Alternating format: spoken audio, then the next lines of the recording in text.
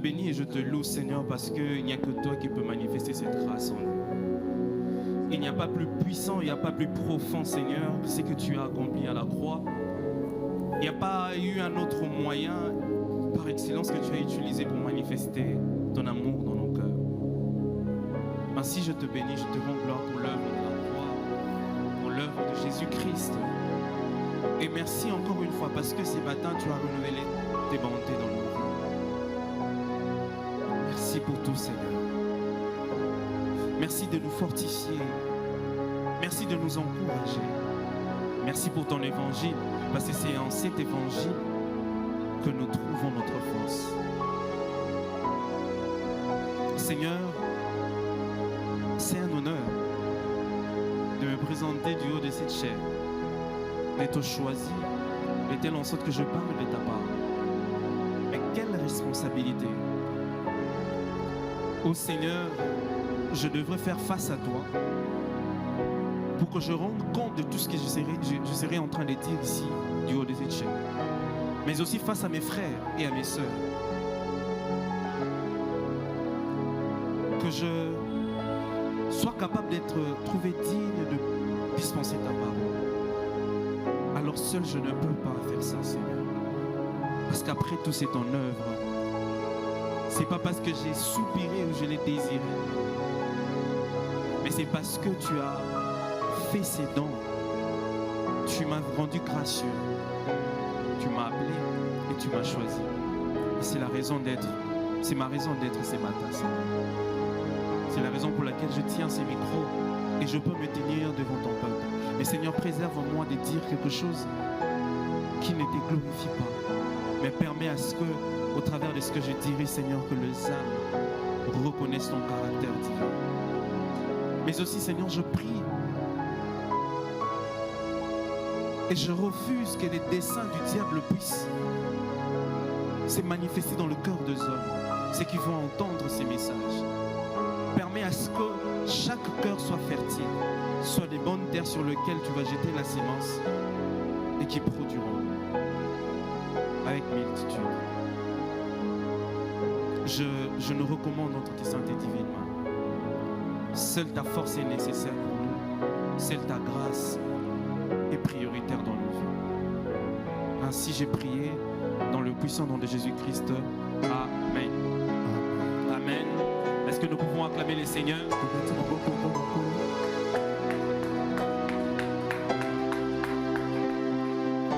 Gloire à Jésus. Amen. Amen. Bonjour à tous. J'espère que vous allez bien. Et vous pouvez m'aider à saluer ton frère, ta soeur qui est à ta gauche, à ta droite. Si j'étais permis de créer du désordre dans le temps, j'allais demander qu'on aille voir ceux qui sont derrière, mais on ne va pas le faire. Merci de m'aider à le faire. Et comme je suis amoureux de cette phrase, je ne peux que le dire. Que vous êtes joli, que vous me semblez beau. Ça ne dépend pas de vous, c'est la grâce du Seigneur. Et je bénis justement cette grâce, je rends gloire au Seigneur. Lui qui a permis à ce que je me tienne du haut de cette chair. Lui qui m'a donné cette opportunité. Mais beaucoup plus, lui qui m'a donné cette responsabilité de pouvoir partager avec tout la parole du Seigneur. Sans plus tarder, nous allons lire Genèse chapitre 12 du premier verset, à partir du premier verset jusqu'au troisième verset. Je suis dans la version Louis Ségan pour une meilleure compréhension. L'Éternel dit à Abraham: va-t'en de ton pays, de ta patrie et de la maison de ton père, dans le pays que je te montrerai. Je ferai de toi une grande nation et je te bénirai. Je rendrai ton nom grand et tu seras une source de bénédiction. Je bénirai ceux qui te béniront et je maudirai ceux qui te maudiront, et toutes les familles de la terre seront bénies en toi. Amen. Amen. Le sujet que j'aimerais partager ce matin, c'est l'appel d'Abraham. 2 points. La promesse d'un Dieu fidèle. L'appel d'Abraham. La promesse d'un Dieu fidèle.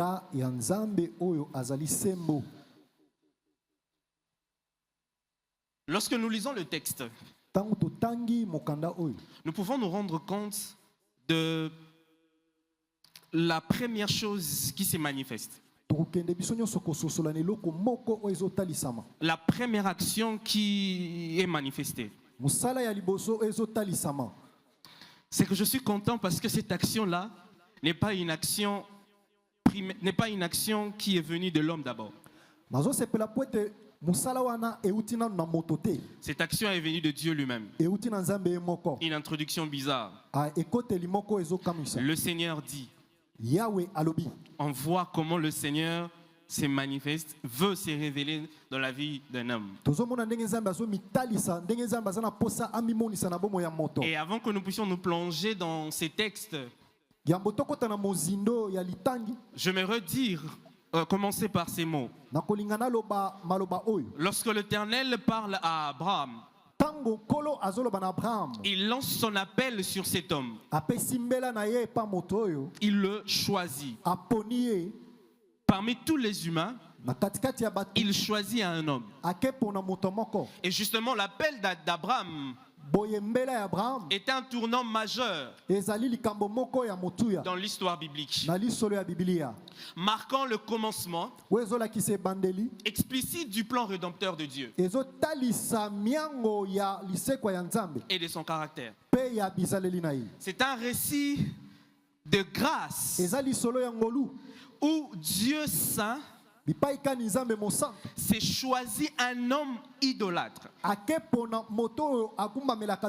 Quelqu'un me dira, de quel homme sommes en train de parler? Nous parlons d'Abraham. Comment tu les qualifies d'idolâtres?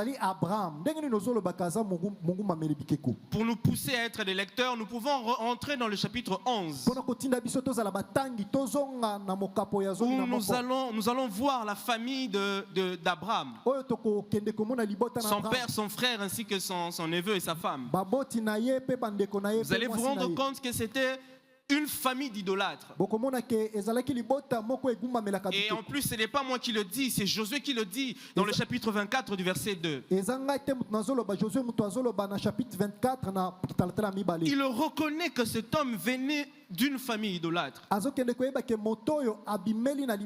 Et nous sommes dans une période où nous pouvons voir le reflet de la rébellion des hommes vis-à-vis de Dieu. Nous pouvons nous rendre compte de comment l'homme est plongé dans le mal. Et c'est dans cette circonstance que cet homme a été appelé. Idolâtre et rebelle. Mais c'est sur lui que le choix de Dieu est posé. Pourquoi? Pour accomplir une mission divine. Et bizarrement, cet appel est accompagné des promesses magnifiques qui j'aimerais donner comme en guise d'introduction, mais qui va nous ramener dans une finalité très belle. Cet appel est accompagné de promesses magnifiques qui trouvent qui trouvent leur accomplissement en Christ.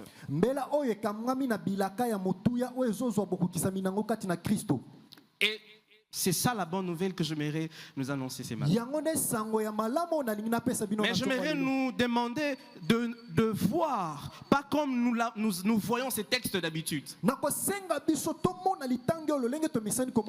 que d'habitude, qu'est-ce que nous faisons? Nous nous mettons devant et nous voyons le parcours d'Abraham. Nous voyons comment il a quitté sa famille, sa patrie. Et nous, comme devant un téléviseur, nous voyons où est-ce qu'il va aller, ces gars. Qu'est-ce qu'il va faire, ces gars?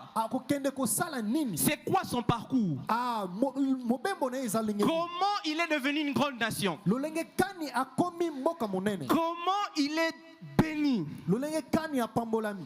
Ce matin, j'aimerais nous inviter à regarder ces textes autrement. Na tongo lelo na bengi biso totala litangi na lolenge. Au lieu de regarder au parcours d'Abraham, Nesika totala nzela etambola. regardons plutôt à celui qui l'appelle. Totala sikoyo oya bengi. Voyons d'abord le caractère de celui qui appelle cet homme qui est béni. Totala nan bisaleli ya moto ya bengi moto. J'aimerais que nos yeux se fixent non pas sur la bénédiction qu'Abraham a, Na kosenga biso na biso etala bilipamboli ya. mais que nos regards soient tournés vers celui qui a appelé cet homme. Kasi miso na biso etala moto ya bengi. N'oubliez pas, nous pouvons garder dans notre cerveau que c'est un idolâtre. Bobo sana te to bomba na mitu na biso. Le Dieu saint, dans son caractère de sainteté, santo na bo santo na ye. appelle un pécheur, le choisit et le bénit. Akeko benga mosumu ki aponi epe. C'est que nous pouvons nous rendre compte que c'est une histoire de grâce qui se raconte. Tokende ko sosola ke za lisolo ya ngolu nde. C'est que nous pouvons nous rendre compte que ce n'est pas l'histoire de l'homme d'abord qui péchait, Tokende ko sosola ke za lisolo na ya moto te mais c'est moto mosumu. l'histoire de Dieu. Eza lisolo ya nzambe ye moko. Et j'aimerais dire à quelqu'un, Na kolingana lo bana mutu moko. comme Abraham, Lolenge moko Abraham. l'histoire qui se raconte, Lisolo ezobetama. ce n'est pas ton histoire. Eza lisolo na yo J'ai te. toujours eu ces mauvais souvenirs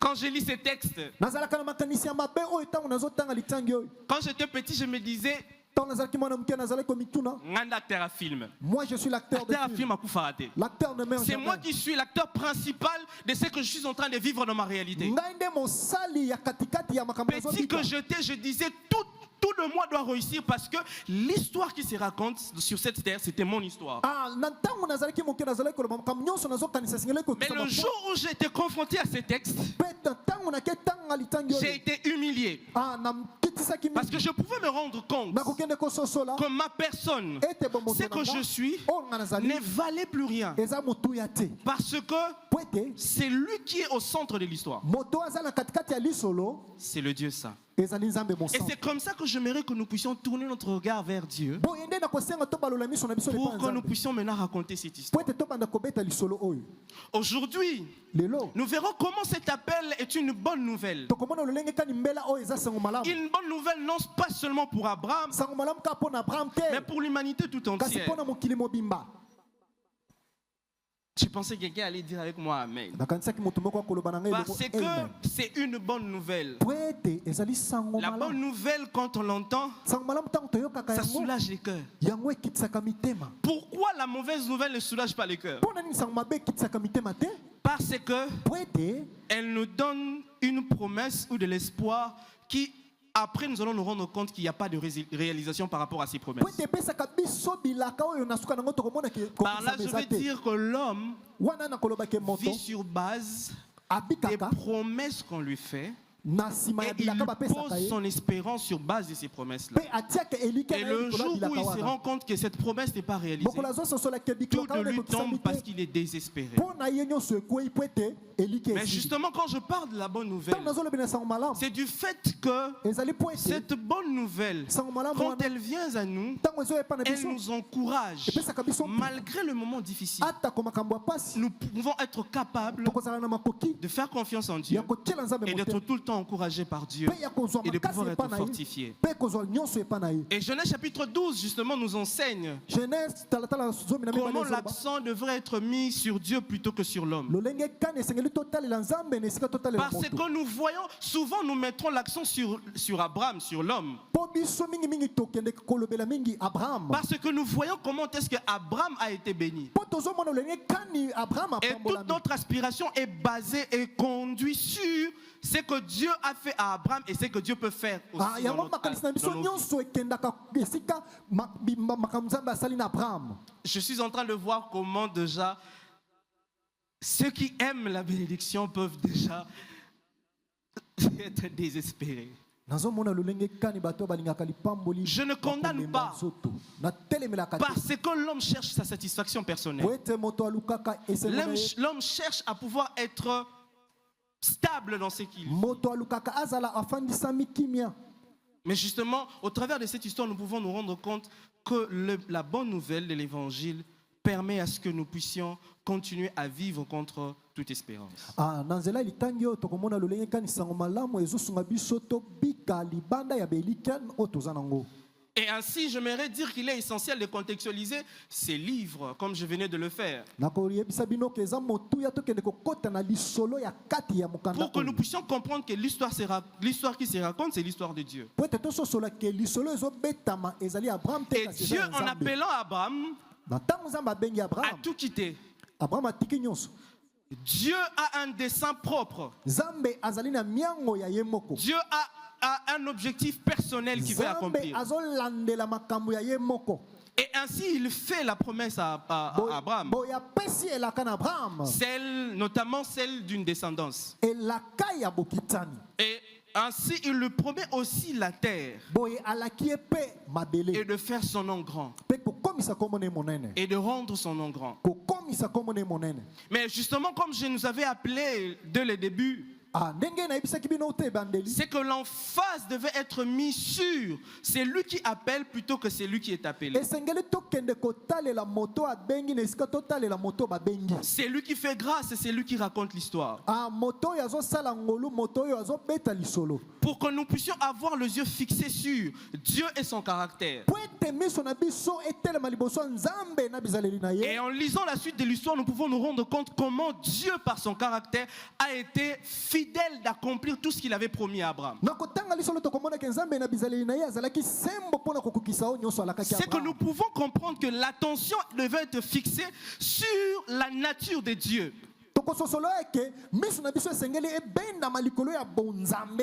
Et justement, le support sur lequel devait être basé sur notre foi, ce n'est pas les résultats ou les actions faites par Dieu d'abord,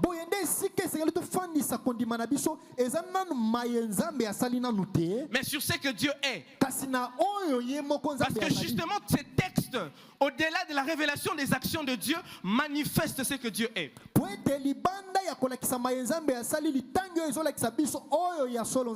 Et ainsi notre foi, ces textes nous appellent que notre foi soit basée sur ce que Dieu est.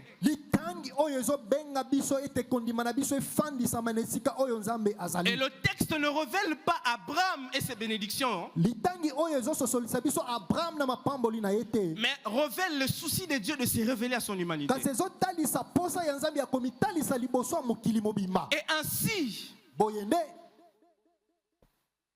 Dieu est fondé sur la compréhension que, non, qu'est-ce que je dis? L'homme est fondé, voilà, sur la compréhension de ce que Dieu est plutôt que dans ce que Dieu fait. C'est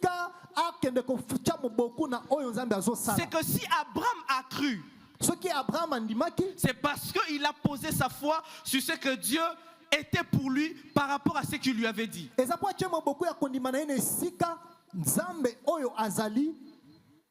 Et notre foi ne sera pas tergiversante. Elle ne sera pas vacillante. Pourquoi? Parce que nous serons en train de placer notre foi sur ce que Dieu a dit. Et ce que Dieu a dit, c'est ce qu'il est.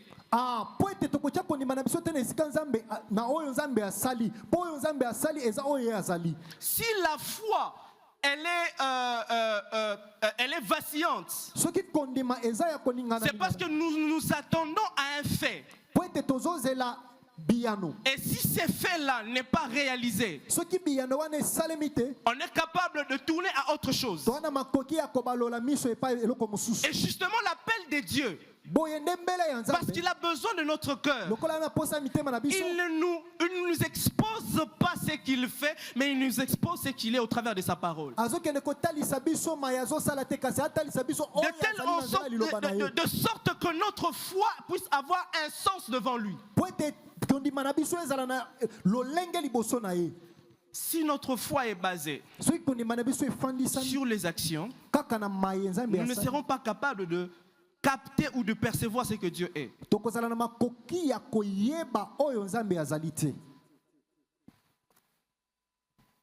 Et justement, je bénis le Seigneur parce que la vie d'Abraham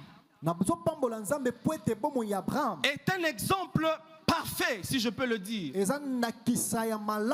montre comment est-ce que l'homme peut décider de quitter tout ce qu'il possédait, de quitter tout ce qu'il avait de précieux, pour s'attacher uniquement à ce que Dieu lui avait dit. Est-ce que sommes-nous capables de pouvoir nous attacher à ce que Dieu est? Sommes-nous capables de voir d'abord le caractère fidèle de Dieu avant de nous fier à ce qu'il peut faire? Mais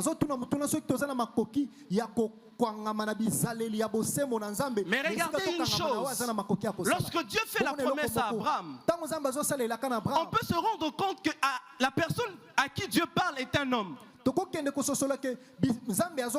C'est-à-dire il a une fin. Mais celui qui parle est éternel. C'est que s'il fait la promesse, il devrait se rassurer que ce qu'il dit devrait également être éternel. C'est que la mort d'Abraham ne devrait pas arrêter et stopper ce que Dieu a dit ou ce que Dieu est. C'est que si nous tournons nos regards vers dans la vie d'Abraham, nous nous dirons que son histoire est passée et ce que Dieu avait dit est passé. Du coup, la parole de Dieu devient temporaire sur base d'une circonstance donnée. Mais c'est Dieu qui est éternel. Dans son caractère fidèle, il doit se rassurer que ce qu'il dit doit rester linéaire et doit rester éternel. Ce qui signifie même si la vie d'Abraham s'arrête, la parole de Dieu doit continuer à vivre.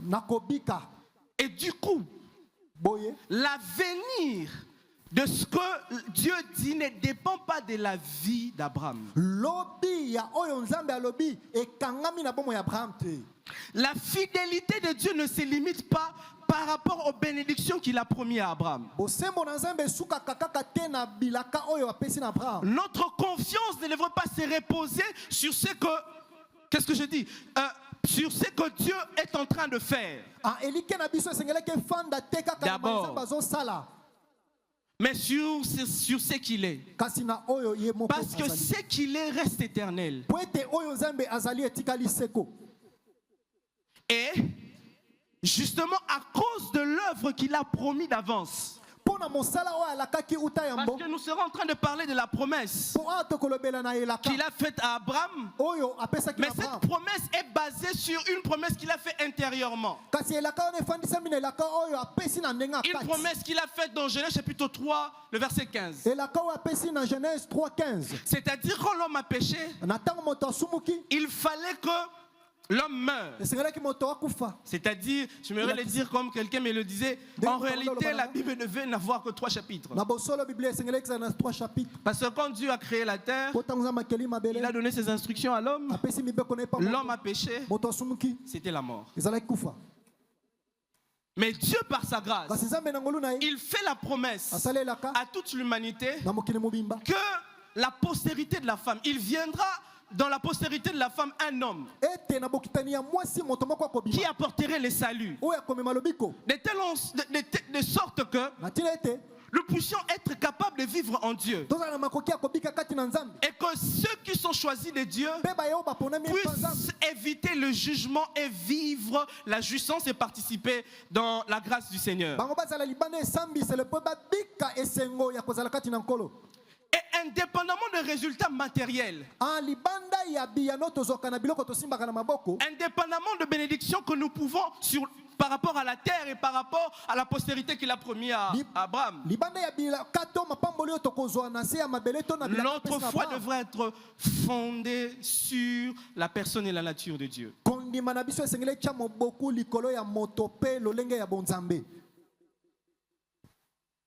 Et Abraham, l'appel d'Abraham justement, l'appel d'Abraham donne le sens à la promesse, que cette promesse dépasse les possessions d'Abraham. Parce que l'appel que Dieu fait, c'est l'appel que Dieu fait à cet homme Il ne se base pas simplement sur la bénédiction qu'il lui promet. Mais il est en train de voir son plan qu'il a annoncé d'avance. Il le regarde, il court vers son plan, son dessein qu'il veut accomplir.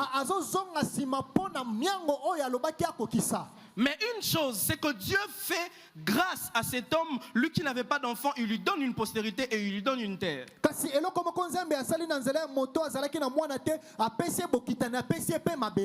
C'est que la grandeur de Dieu se manifeste. Non pas sur les richesses d'abord, mais sur son œuvre qu'il compte accomplir dans son humanité.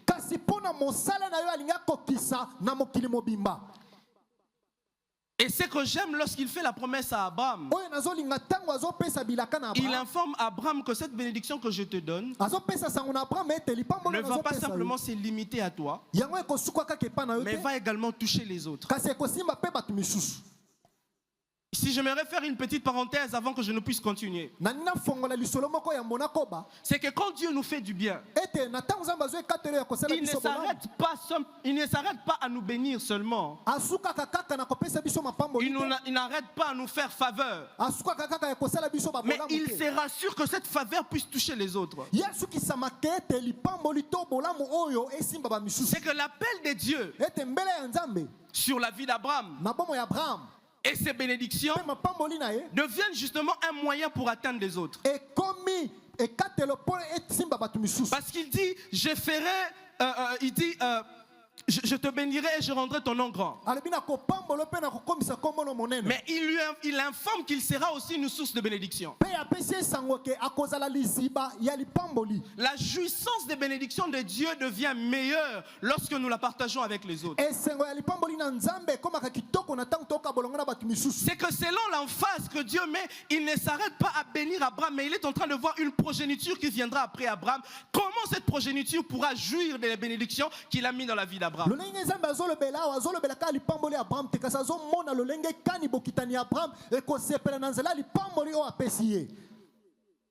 Lorsque Dieu nous fait du bien, lorsque Dieu nous renouvelle ses bontés dans nos vies, c'est pour que nous soyons capables de pouvoir faire jouir les autres des bénédictions que Dieu a placées. Mais une question je pose ce matin, frères et sœurs, penses-tu que ce que Dieu te donne est un acquis personnel? Est-ce que ce que Dieu te donne, il te le donne pour que tu puisses te vanter et t'enorgueillir? La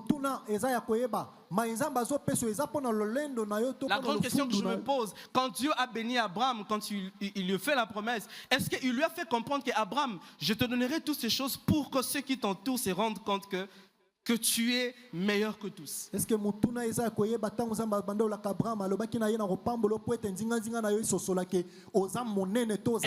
Dieu qui nous appelle est un Dieu qui nous appelle, c'est un Dieu solitaire, c'est-à-dire c'est ce Dieu-là lorsqu'il nous bénit, parce que lui il est solitaire, il fait de nous également des hommes bénis solitaires.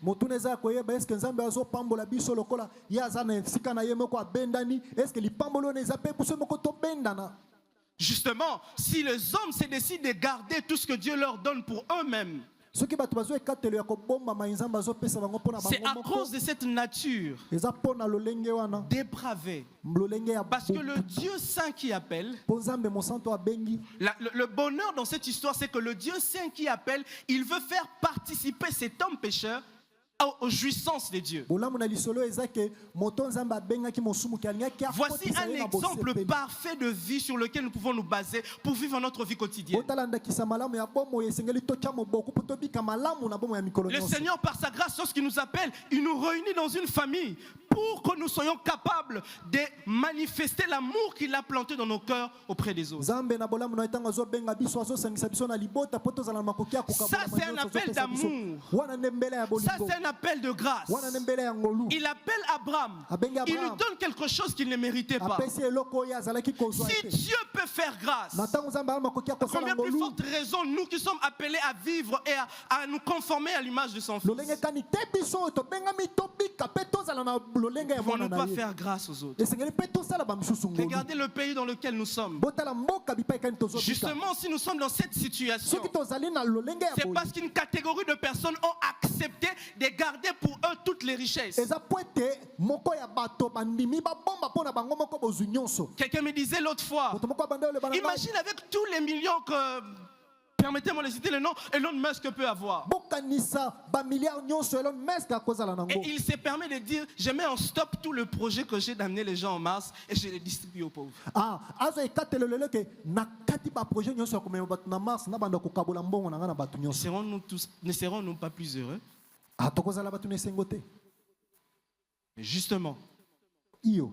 parce que l'homme refuse de reconnaître l'amour de Dieu, Po ete moto azoboya koyeba bolingo na Nzambe. il tombe dans ces pièges Akwei na likama wana. de tout garder pour lui-même. Ya kozwa nyonso pona ye. Or, Dieu, quand il nous appelle à lui, Tango Nzambe abengi biso pona ye. le salut qui nous est parvenu, Lobiko ekiteli biso. c'est un salut qui nous appelle à vivre en communauté. Eza lobiko ebengi biso tobika na lisanga. Sans cette communauté, Kozanga bomo ya lisanga. notre vie chrétienne serait très problématique. Bomo na biso bo Kristo ekozala ya. Je me rappelle encore des écrits de l'apôtre Paul qui disait, Nakanisi na makomi antoma Paul tango zoloba. j'ai beaucoup aimé lorsque j'ai lu ces jours-là, il dit, ne volez pas, Alobi boyi bate. ne volez pas, Boyi bate. mais travaillez durement. Kasi bo sala makasi. Il ne s'arrête pas à nous inviter à travailler durement. Asuki na ko Il benga dit- biso to sala na makasi te. Pour que vous soyez aussi capables de pouvoir subvenir aux besoins des autres. Po ete bozala siko na makoki ya kokota makambo ya bamisusu.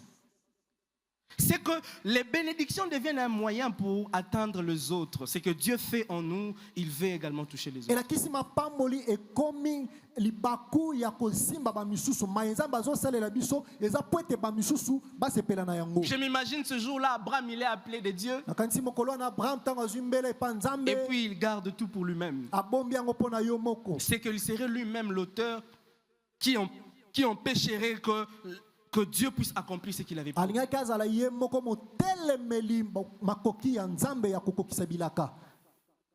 C'est que l'amour nous demande que nous puissions vivre pour les autres. Ah, bolingo ezotinda biso tobika pona bamisusu. Écoutez ce que Jésus-Christ dit. Boyoka maye Yesu Kristo Il n'y azoloba. a pas de plus grand amour Eza na bolingo monene koleka que de te. donner sa vie pour ses amis. Nesika ya kopesa bomoi na yo pona baninga na yo. Il y a plus de bonheur à donner. Eza na bolamu mingi na kopesa. Caressez-vous. Nesika ya kozwa. Sommes-nous prêts à partager l'évangile? Na tuni soki tozala makoki ya kokabola sango malamu. Quelqu'un me dira, Moto moko akoloba na nga. c'est l'apanage des évangélistes. Awana eza musala ya bapalangani C'est pour sango. vous les prédicateurs. Eza pona bino batei. Mais je rentre. Kasi nazo Sommes-nous capables de partager le peu que nous possédons? est-ce que tozala makoki ya kokabola moke oyo tozozwa? De sorte que l'autre ne puisse pas vivre dans l'amertume. Na tina ete mosusu abika na bomo ya Mais que nous bololo te. puissions être capables de partager la souffrance. Tozala na makoki ya kokabola mawa. Et c'est comme ça que le Seigneur appelle Abraham. Boyende kolo abengi Abraham. Et la bonne nouvelle est que le Seigneur ne s'arrête pas simplement à le bénir et à bénir également toute la progéniture au travers d'Abraham. Sango malamu eza ete Nzambe asuki kaka na kopambola Abraham te pe pambola bokitani na ye te. Mais il lui dit, Kasi alobi na il ye. lui donne un appel. Apesi ye boye. Il lui dit, Alobi na ye. c'est qu'au travers de toi, Na nzela na yo. tu deviens le moyen par lequel Okomi nzela bipai kani. je bénirai toute les familles. Na kopambola mabota nyonso. Enfin, Na tina. l'appel d'Abraham témoigne de la fidélité de Dieu. Boyembele Abraham ezotalisa bosembo ya Parce que c'est au Nzambe. travers de cet appel que Dieu commence à expliciter son plan de la rédemption. Po ete na nzela ya bosembo wana na nzela mbenga wana Nzambe azotalisa miango ne ya lisekwa. C'est que n'oubliez pas le background de cet homme qui était un idolâtre, Bobosana te lobi ya moto oyo azalaki mogumbameli binzambe Nzambe. qui est né dans un moment de rébellion extrême. Abotami na tango oyo ya botomboki ya makasi. Partons de Genèse chapitre 6 Kobanda Genèse kitalatala. jusqu'à Genèse chapitre Motoba. 11, des hommes qui se sont mis ensemble pour construire la tour. Et c'était tellement dangereux parce que la rébellion s'était manifestée.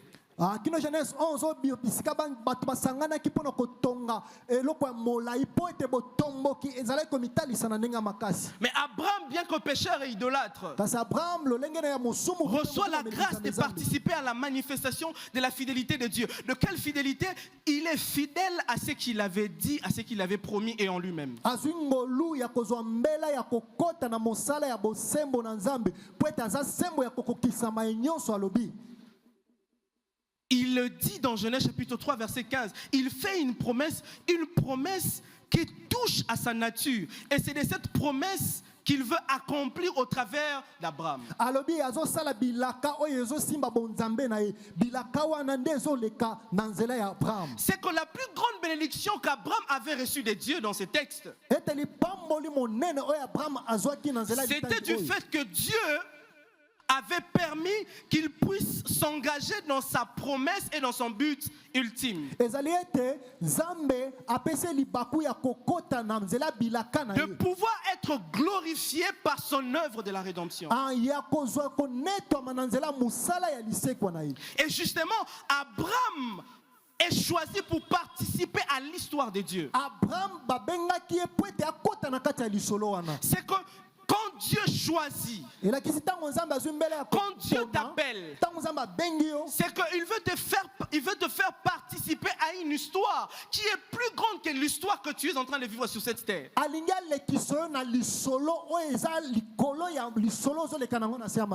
Et justement, il veut nous faire participer et à jouir à quelque chose qui est plus grand qu'aux jouissances que nous pouvons tirer sur cette terre.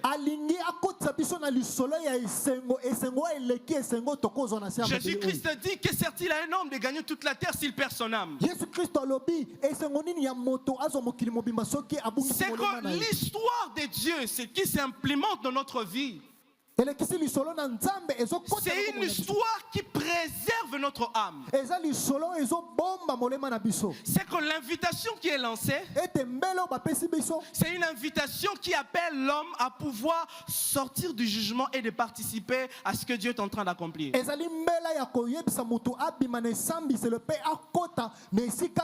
Regardez, l'homme, tout ce qu'il cherche, c'est préserver ses biens. Il se bat pour trouver la sécurité de la vie. Mais le jour où tu trouves cette sécurité, es-tu capable de te sécuriser contre la mort? Si tu te sécurises contre la mort, si tu es bien plus fort que la mort, serais-tu capable de te sécuriser contre le jugement de Dieu? Je ne pense pas. Aucun homme ne pourra dévier cette histoire, d'être puni à cause de ses péchés. Mais justement, lorsque Christ dit, que sert-il à un homme de gagner toute la terre pour que finalement son âme puisse être confronté à la colère de Dieu? Ça sera sa propre perte. Finalement, tout ce qui s'est amassé sur la terre tombe caduque et nul. C'est que Christ lance cet appel que nous puissions préserver ce qui est de plus important. J'aime toujours donner l'exemple de ce jeune homme. Il tombe amoureux de paroles de Jésus. Il entend sécurité dans ce que Jésus disait. Il entend sécurité dans le royaume de Dieu. Il s'approche avec toute dignité. Il dit, Maître, que dois-je faire? Jésus le répond, tu es riche, tu es jeune. Va vendre tous tes biens. Donne-les aux pauvres. Ensuite, reviens-moi. L'homme s'est trouvé bouleversé parce qu'il était en train de voir une insécurité en ce qui concerne ses biens personnels. Vous savez c'est quoi la conséquence? Cet homme est disqualifié de la plus belle histoire qui est en train de se raconter. Est-il fils d'Abraham? Parce que Abraham, en répondant positivement à cet appel, en acceptant le don du Seigneur, il a participé à cette belle histoire qui était au-delà de ce qu'il pouvait posséder. Il a cru contre toute espérance. Il a accepté de tout mettre de côté pour voir et de garder ce que Dieu est en train de pouvoir faire.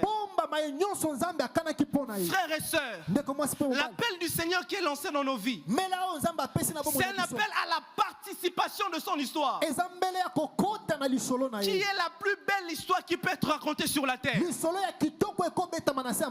Parce que si tu te dis que c'est ton histoire qui se vit dans ta réalité, parce que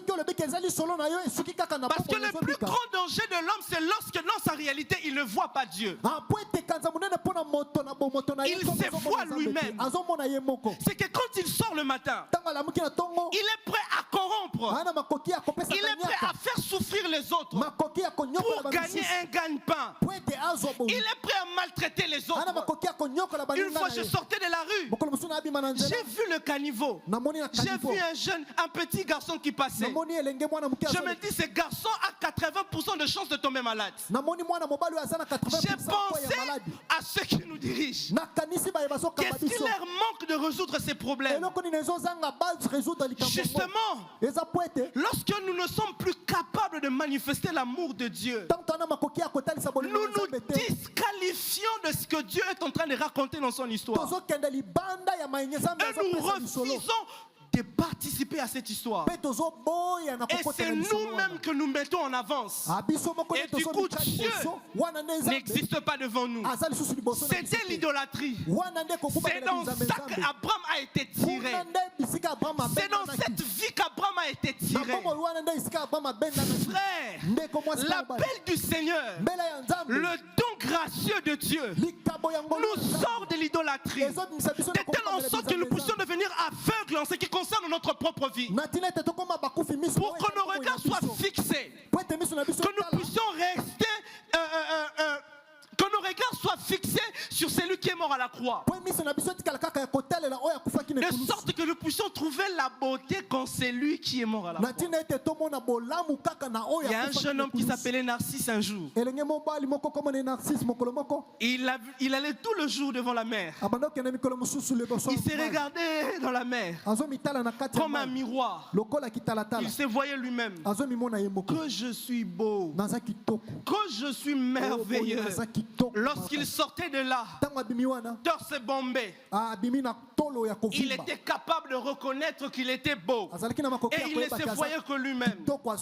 Et on l'appelait narcissique. Et je vois comment cet homme est malheureux parce qu'il est disqualifié de l'histoire de Dieu. Il ne sait pas reconnaître la beauté de la gloire de Dieu qui est manifestée à la croix. Mais il reste figé sur ce que lui il est. Lorsque nous restons figés sur ce que nous sommes, nous sommes appelés à voler.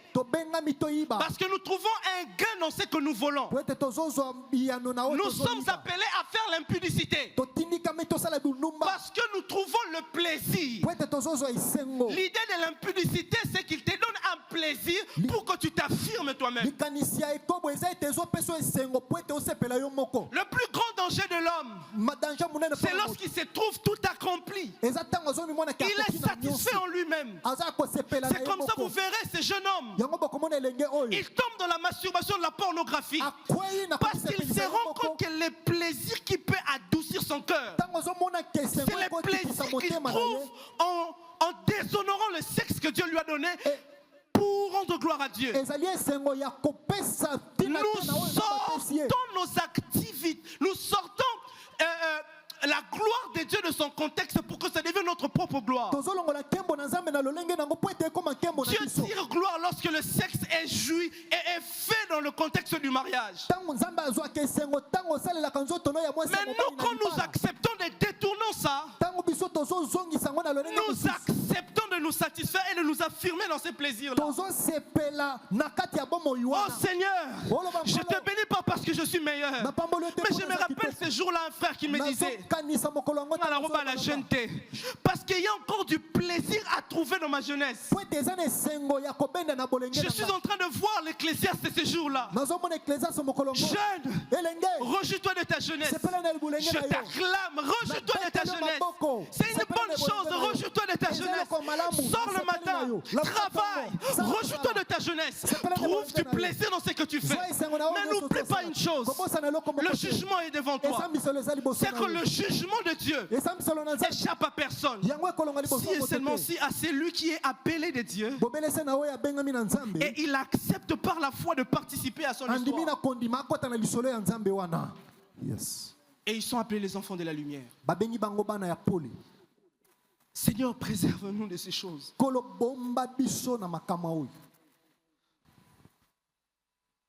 Justement, la personne de Christ, qui était la plus grande promesse que Dieu avait faite. Et une chose, lorsque nous regardons à Dieu sans pour autant mettre nos yeux sur nous-mêmes. Le bénéfice dans tout ça, c'est ce que l'apôtre Paul est en train de dire. Parce que tu es choisi. De la même manière qu'Abraham est choisi. Abraham est choisi pour justement manifester le plan que Dieu avait prévu de manifester. Et qui pouvait détruire la vie d'Abraham tant que ce que Dieu avait prévu de faire n'était pas fait? Je reviens encore au mot de Jésus. Que sert-il à un homme de gagner toute la terre s'il perd son âme? C'est-à-dire, cet homme qui veut gagner la terre cherche la sécurité. Et Jésus-Christ fait comprendre, c'est lui qui cherche la sécurité par lui-même. Le fait en vain. La Bible dit, si le Seigneur le garde une maison, c'est lui qui la garde en vain. Si le Seigneur le protège, si l'Éternel le protège une maison, c'est lui qui la protège en vain. En vain, vous vous levez tôt, en vain, vous dormez tard. Ceux qui cherchent la sécurité, un jour, tous ceux qui sont en train de construire va périr. Mais c'est lui qui préserve son âme. Personne n'est capable de les détruire. L'emphase de cette indestructibilité n'est pas sur ce que l'homme est, mais est sur base de celui qui l'appelle. Pourquoi? Parce que l'apôtre Paul me donne une assurance, il dit, Romains chapitre 8, il dit, qui accusera les élus de Dieu, verset 33.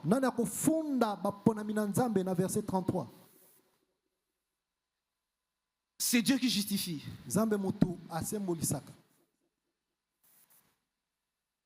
Excusez-moi, c'est Dieu qui justifie. Qui le condamnera? Christ est mort, bien plus il est ressuscité. Vous pouvez vous rendre compte qu'aucune personne ne peut porter une accusation contre celui que Dieu a choisi pour chercher sa destruction. Et j'aime encore ce que l'apôtre Paul rajoute, toujours dans le chapitre 8, il dit, verset 31, que dirons-nous donc à l'égard de ces choses? À l'égard de quelles choses? À l'égard de son plan qu'il est en train d'accomplir en Jésus-Christ. À l'égard de ces choses qu'il est en train de faire en appelant l'homme, en lui donnant, en lui imputant sa justice.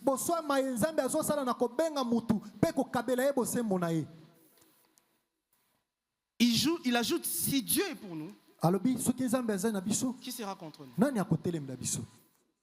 C'est lui-là qui bâtit sur du sable, qui cherche à sécuriser ses biens.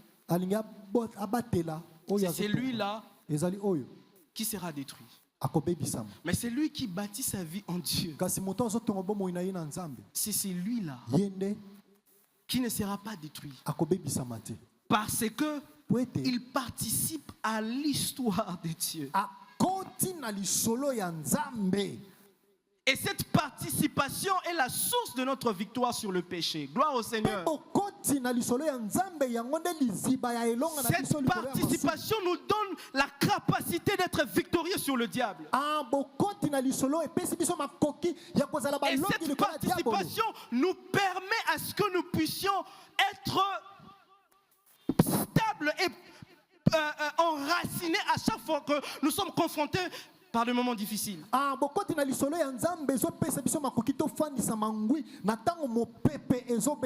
Écoutez ce que Jésus-Christ dit dans Jean chapitre 15, verset 16. Ce n'est pas moi ce n'est pas vous qui m'avez choisi.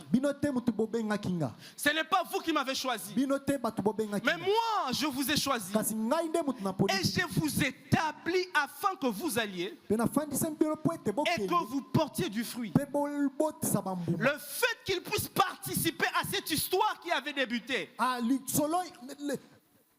Du fait qu'il puisse participer à l'histoire de Dieu. Ça lui permet de porter les fruits. Ça lui permet de porter les fruits. Et justement, lorsque nous lisons Romains chapitre 8, il souligne notre assurance en celui qui nous appelle et a réalisé son dessein. Et il renforce notre espoir. En renforçant notre espoir, il fait en sorte que nous puissions être victorieux devant toute chose qui nous empêche de vivre selon ce qu'il a prévu. Et ainsi, j'aimerais dire, c'est que la qualité de la promesse, la qualité et la nature de la promesse que Dieu fait est une source d'encouragement. Parce que ces promesses ne s'arrêtent pas qu'à nous. Parce que si elles s'arrêtaient à nous le jour où nous allons mourir, tout va s'arrêter. Mais ces promesses vont jusqu'à Christ. De telle en sorte que tout celui qui vit en Christ, qu'il soit toujours participant et que ces promesses ne puissent pas faillir et tomber. Cela est un bénéfice pour nous de pouvoir jouir de ce que Dieu est en train de faire. Et nous bénéficions nous glorifions le Seigneur parce qu'il nous rassure que tant que nous serons à lui, nous allons vaincre ces choses. Le péché, le diable et les déclins. Ainsi, je participe dans son histoire. Et même la mort n'est pas capable de pouvoir m'emporter. Parce que la plus grande chose que les hommes se disent, c'est qu'ils soient confrontés à la mort. Parce qu'après la mort vient le jugement. Et j'aimerais dire, comme a dit un homme un jour, la puissance du péché se trouve dans la promesse que le péché fait. C'est que si un homme accepte de pécher, c'est parce que l'acte qu'il pose lui propose une promesse, un plaisir dont il s'attend. C'est-à-dire, c'est lui qui vole, il s'attend à quelque chose de meilleur, c'est-à-dire un gain plus que ce qu'il est en train de gagner. Mais justement, pour vaincre ces péchés, il faut opposer la promesse que le péché te fait à la plus grande promesse que le Seigneur fait. En Christ Jésus-Christ. C'est-à-dire, si j'arrête de me soumettre au plaisir du sexe détourné ou dévié, c'est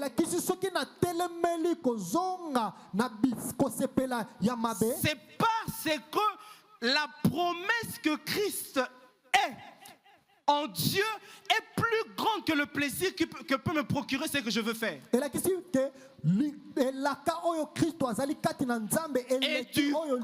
du coup, la vie chrétienne ou la sanctification devient une guerre de promesses.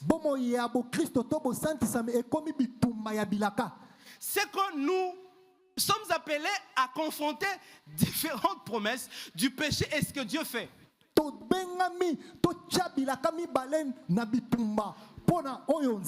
Et justement, trouver et décider sur ce qui est beaucoup plus important. Et lorsque nous nous tournons vers la promesse du Seigneur qu'il a fait en Christ, c'est que le caractère de Dieu, de la fidélité, nous pousse à reconnaître qu'il le fera, même si je ne le vois pas encore.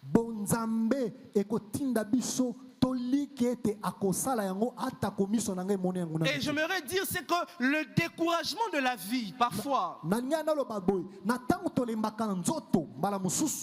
est sur base du caractère improbable de l'accomplissement d'une promesse. C'est-à-dire, ça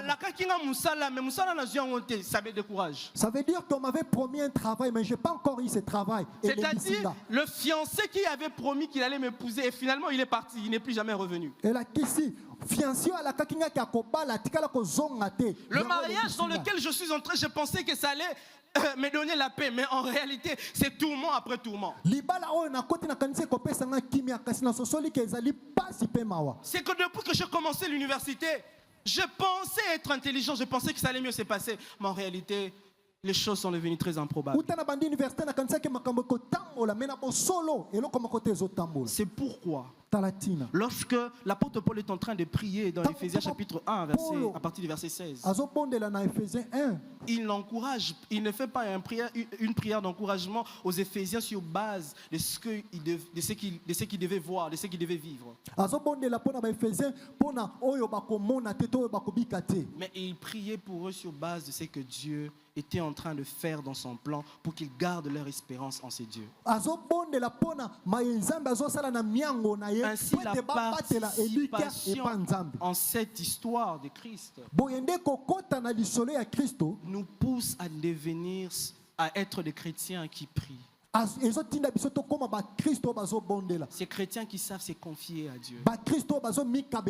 C'est lui qui souffre, qu'il regarde à Dieu, qu'il prie.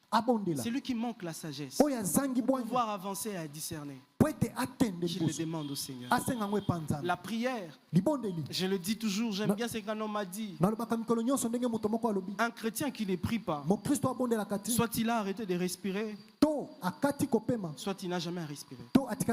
Et justement, lorsque nous prions, nous serons tout le temps confrontés à la promesse que le Seigneur a faite et nos cœurs vont toujours se réjouir de ce que Dieu est. Ainsi, pour finir mon message de ce matin, voici l'appel que je nous lance. Faisons confiance au Seigneur. Si tu as cru, si tu as accepté, tu es devenu enfant de la lumière. Fais confiance au Seigneur. Mais à toi qui penses, à toi qui dis, je n'ai jamais entendu parler de cette histoire. J'ai toujours pensé que c'était mon histoire à moi. Et je vous informe que l'histoire qui se raconte, c'est l'histoire de Dieu. Et je te lance cette invitation. Crois au Seigneur Jésus. Cela n'est pas par ta propre force parce que tu l'as décidé. C'est un don du Seigneur. Le Seigneur te fait ses dons de reconnaître qu'il soit ton Dieu. Est-ce que nous pouvons incliner nos yeux, nos têtes? Si tu penses que tu peux t'élever pour prier avec moi, prie avec moi.